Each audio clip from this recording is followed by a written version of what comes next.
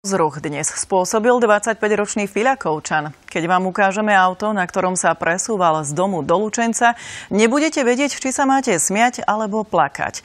Auto pripomína podomácky a veľmi amatérsky vyrobený kabriolet. Hoci mladý muž baví internet, on sám sa asi veľmi nezabáva.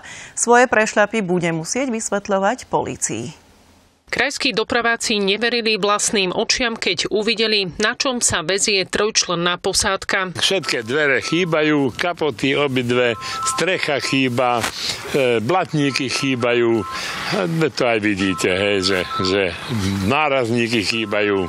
Hej. Čiže to bola odvaha výjsť s týmto na cestu? Tak to 100%. Auto síce vyzerá ako nepojazdný vrak, no vodič na ňom dokonca prekročil rýchlosť. To bol dôvod, prečo ho policajti v Lučenci zastavili. Vodič prekročil povolenú rýchlosť o 27 km za hodinu. Netypický vzhľad vozidla a prekročená rýchlosť ale neboli jediným problémom. Mladý muž totiž za volantom nemal čo robiť. 25-ročný muž z Filakova, ktorý vozidlo viedol, nie je držiteľom vodičského oprávnenia a vozidlo nemalo ani evidenčné čísla. S rozhovorom na kameru nesúhlasil. Mimo nej nám povedal iba toľko, že sa na ňom chceli odviezť na šrotovisko a tam ho nechať. Prešli približne 15 kilometrov. Na tomto prišli traja ľudia z Filakova.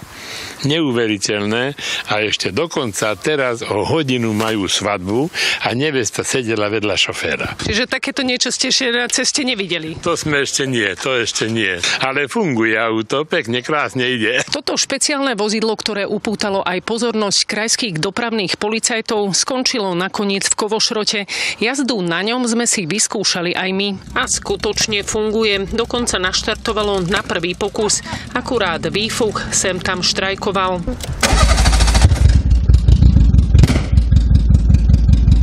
Na aute mladého muža sa už síce baví celý internet, no jeho čaká výsluch na polícii. Dopustil sa závažného priestupku v cestnej premávke, za ktorý bude... Zruch dnes spôsobil 25-ročný Fiľakovčan. Keď vám